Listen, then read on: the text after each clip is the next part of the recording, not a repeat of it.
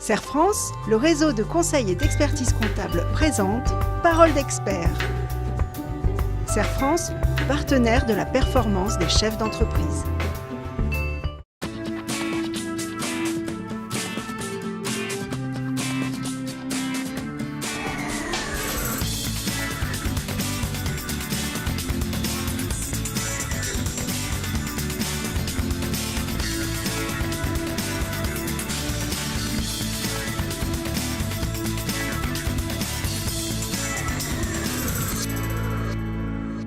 Bonjour à tous, bonjour Christophe. Bonjour Bénédicte, bonjour à tous et bienvenue dans cette chronique consacrée à la recherche du juste prix.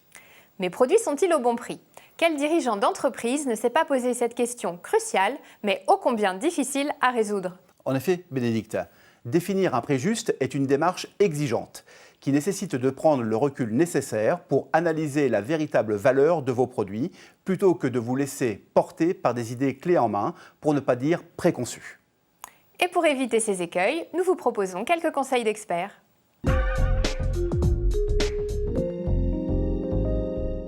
Tout d'abord, il faut renoncer aux idées préconçues. Comment fixer un prix de vente ? Si vous posez la question sur Internet, vous obtiendrez 2 410 000 résultats. La plupart des réponses s'accordent sur un postulat. Le prix de vente doit être rentable pour l'entreprise et conforme au prix du marché. Autre convergence, le prix s'obtient en additionnant le coût de revient et la marge souhaitée par l'entreprise ou acceptée par le marché. Cette définition est souvent appréhendée sous un angle restrictif. Le prix de marché est une vérité infranchissable. La marge maximale dépendra de la capacité à comprimer les coûts de production. Mais alors Bénédicte, qu'advient-il de la rentabilité de l'entreprise lorsque les charges sont incompressibles ? Excellente question, Christophe.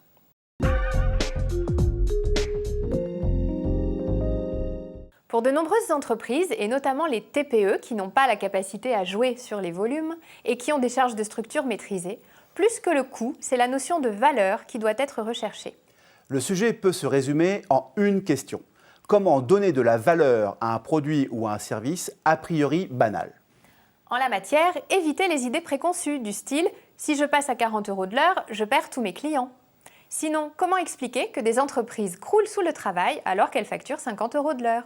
Et qui aurait imaginé que l'autostop puisse devenir payant ? Construire un prix implique de se demander ce que je vends, pour quel usage et à qui. Une évidence importante à garder en mémoire, le consommateur type ou le prix de marché n'existe pas. En revanche, il existe des types de consommateurs qui perçoivent l'intérêt d'un produit ou d'un service de façon très différente et n'auront pas la même réaction face au prix.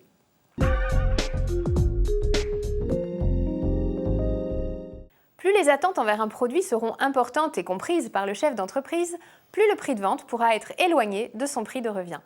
En fait, la valeur n'est pas liée à la matière première ou au temps utilisé pour confectionner les produits ou réaliser le service, mais plus au service annexe qu'il procure, parce qu'il est plus pratique, plus sécurisé, confortable, porteur d'image. Qu'attend-on d'un plombier, Christophe ? Qu'il sache réparer une fuite. Bien sûr, mais a priori, tous savent le faire.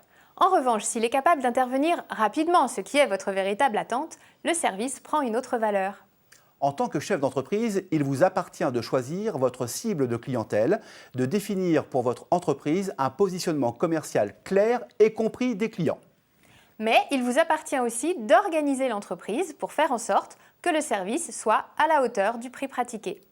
Nous espérons que ces rappels vous seront utiles pour valoriser votre service dans votre prix de vente et trouver ainsi le juste prix. À bientôt pour de nouvelles paroles d'experts.